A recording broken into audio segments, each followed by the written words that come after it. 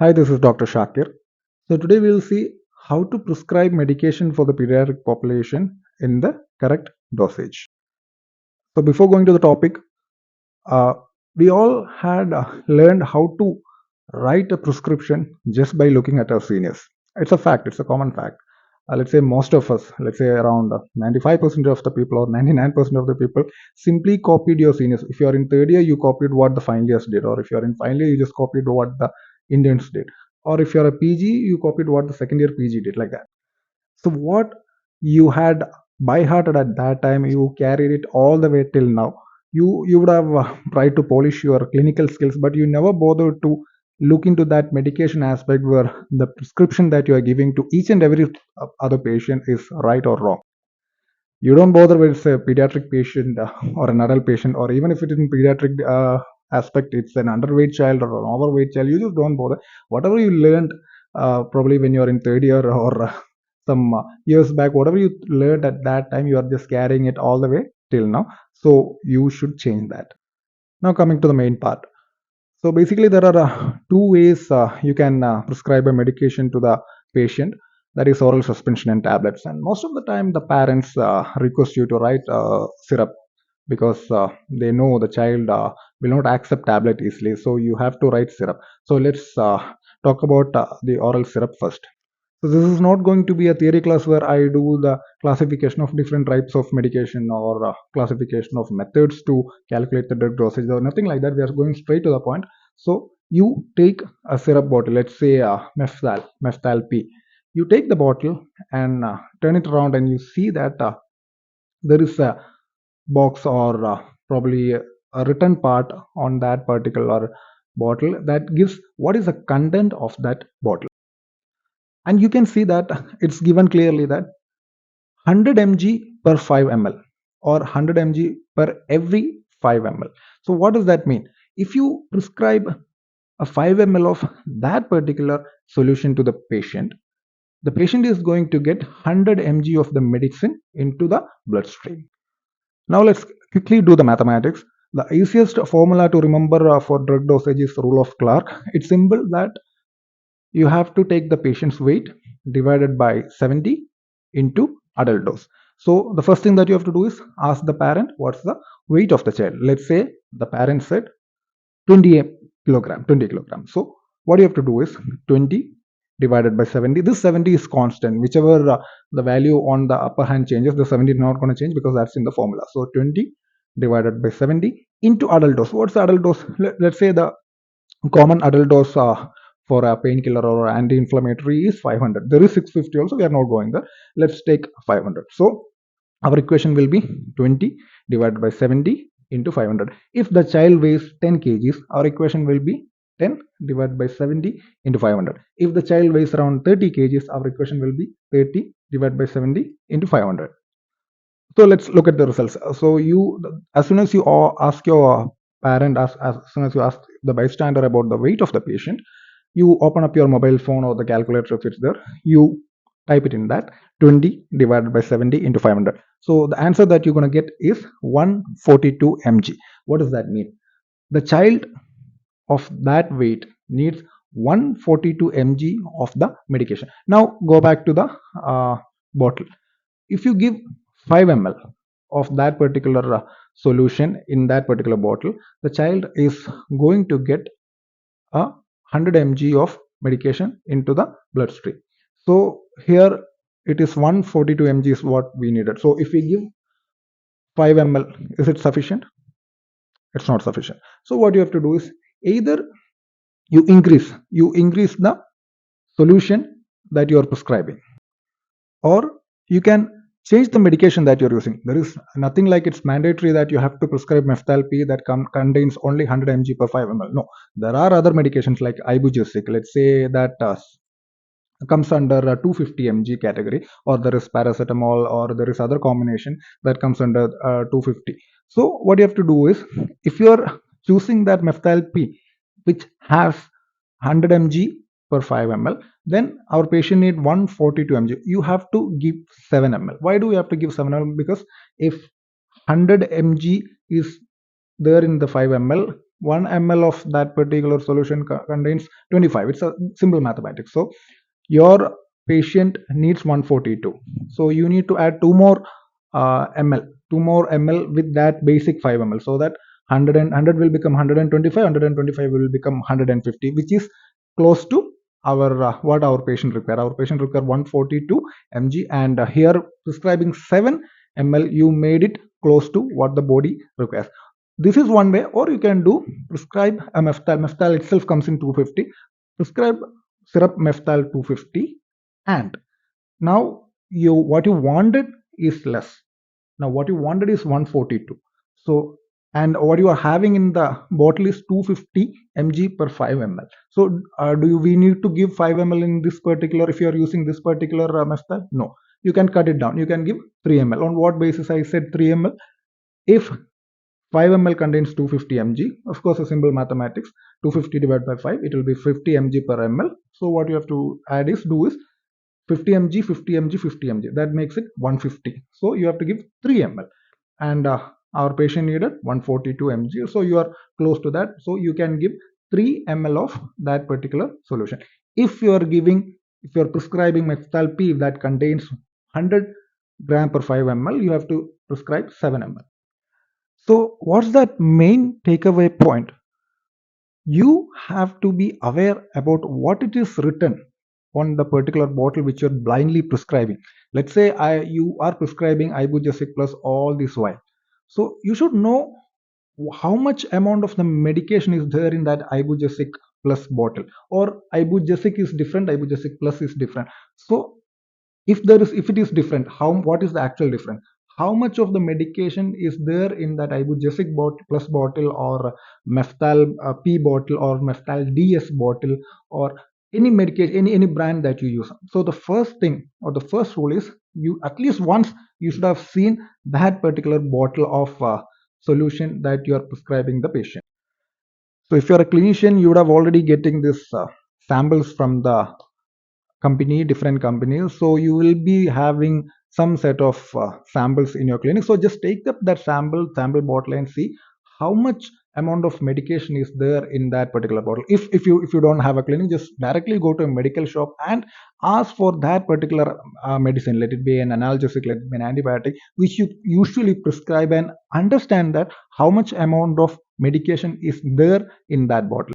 Now at least some of you would have thought this way, that why there is a different concentration of medicines is available. Like meftal is there in 100 mg per 5 ml, the same medication is there as 250 mg per 5 ml, 500 mg. Sir, why is it there? Why can't we just use one concentration and just keep decreasing or increasing as per our need? You would have thought that way. So the answer is simple. We are going to understand that in a given example, that you have a patient who's having a body weight of 10 kg. Now I'm using the formula here again: 10 divided by 70 into 500. The answer would be 71. So 71 mg is what the child needed. Let's say it's a 2-year-old or 3-year-old child. So 71 mg of medication is what the child needed for that dose. So when you need such a low quantity, you don't think about meftal 250 or meftal 500, because you have 100 mg meftal already with you.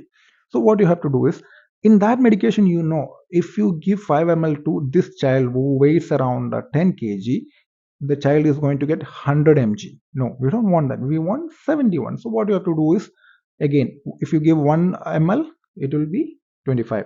Another 1 ml, 50. Another 1 ml, 75. You are close to that. So you need to give 3 ml of this meftal p that comes as 100 mg per 5 ml. I hope you understood that. You cannot use you cannot give like 1.2 ml of meftal 250. You don't write like that. So when the weight is very less, when the required weight that you found out through the calculation is very less, you have to resort to the lower concentrated medication. That's why we have multiple levels of concentration available in the market. Now let's go to another example of antibiotics. Let's take mox 250. Most of you would have been prescribing that regularly. So again, I have a child who weighs around 20 kg, divided by 70 into 500. Again, the adult dose of MOX is, of course, there is 625. The MOX CV comes as 625, but let's take 500 only. There is also 375. Again, 375 goes for the kids.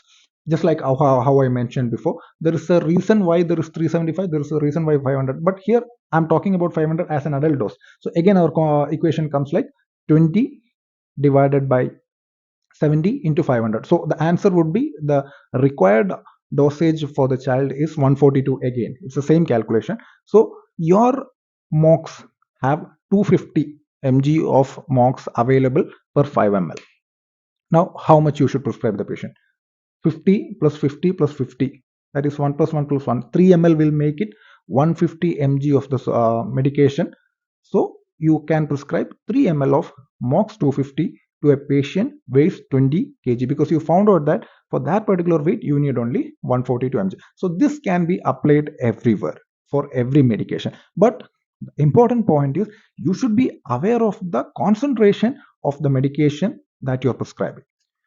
Now, before concluding on how to prescribe a dosage for oral suspension, one last point I have to add is, what if the parent doesn't know the weight of the patient? Let's say sometimes the parents come and say that I don't know the weight, we didn't check recently, and your clinic doesn't have a weighing machine. What you will do, the next point and the next rule that you can use is patient's age divided by 20 into adult dose. Previously it was patient's weight divided by 70 into adult dose. Now if the weight is unknown, you can use patient's age divided by 20 into adult dose. So you sit and calculate.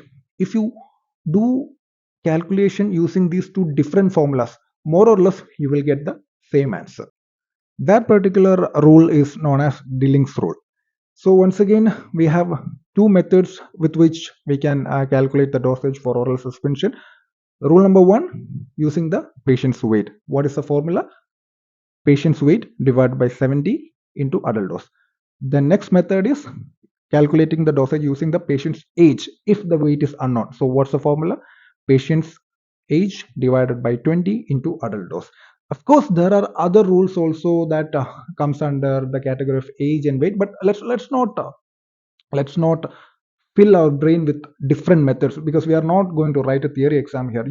All you have to do is prescribe immediately to the patient. So you have to remember either of this, and in that itself most of the parents will be knowing their child's weight, because they would have been visiting a medical doctor once in a month or 2 months because of any common allergies or fever or anything like that. So they will be updated about the patient's weight, so don't worry about that. So always keep the rule of weight, that is weight divided by 70 into adult dose.